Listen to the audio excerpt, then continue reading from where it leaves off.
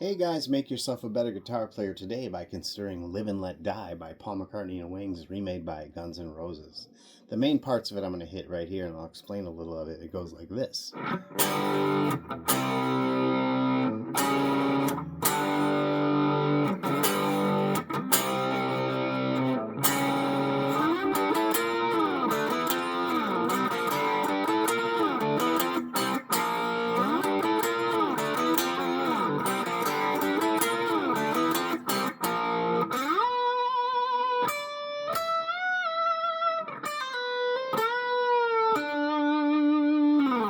So there's more to the song than that, but those are basically all the parts of the song. That intro in the key of G starts on the G, what they call a G power chord or a G5 chord. What that is the note G with the fifth note of the G scale added to it, which is right here. It's always two spaces up on the next string. Can't say always, but pretty much always. Here we go. We have G and D, the G and the fifth note of the G scale, which makes a G5 chord. What I like to do, and a lot of players do, is they add another copy of the G note with their pinky right underneath that 5.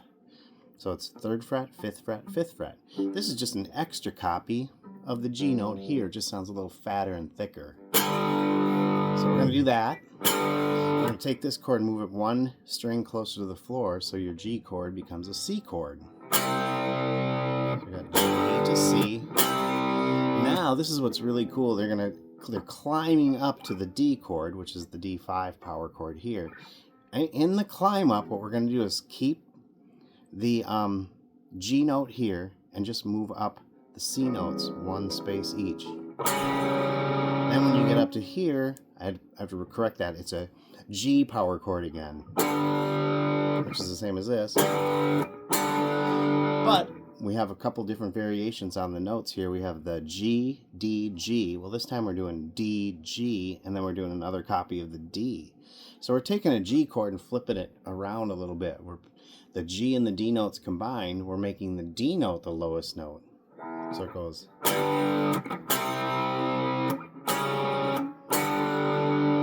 That is, so it's 5, 5, 7. So that's that part. Then we do this, the main riff thing of it. It takes the same pattern, which is the 2 middle strings at the 12th, 14th, and 15th. You do that exact same thing, but then starting at the 7th fret. So you have 7, 9, 10. Then you do 5, 3, 0. These are all on the 2 center strings, the D and the G string.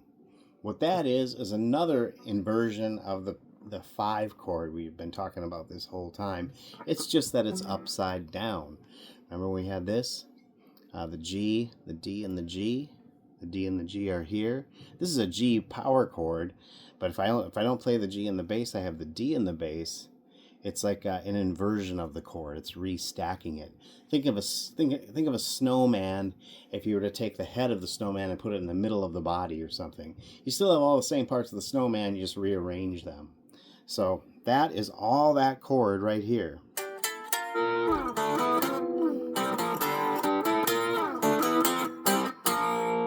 Some of you might recognize that from this.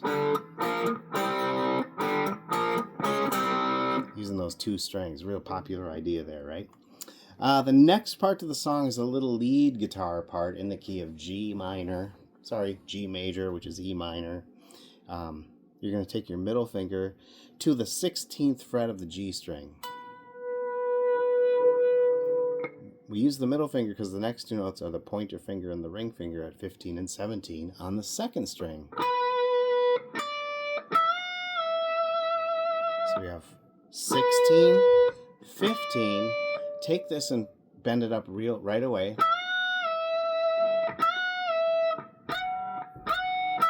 I used to practice on how to make it sound right. Well, I still do. Is if I don't know if that bend is quite right, like if I bent it high enough or not high enough, or too high, I can play it and then duplicate how it plays with the bend. I want it to bend up as though the 17th fret is sounding like it's 19.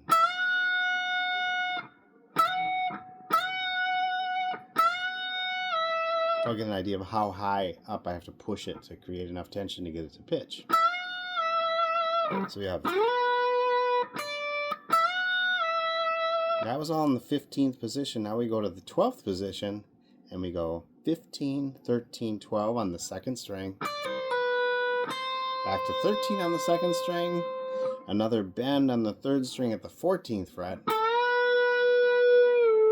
So you bend it up and release it. So it's 14 bend to sound like 16.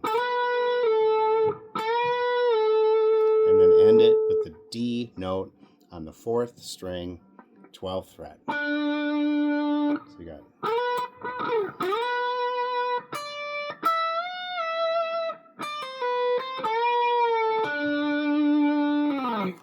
Anyway, that's all the parts. That's not all the parts of the song. That's a good portion of the parts of the song. Play around with it, see what you think. I'm hoping you learned something with the way the notes are stacked and how people arrange stuff to make songs. So always trying to learn the stuff behind it, not just memorizing where your fingers go. Appreciate your like, share, and subscribe, and your thoughts.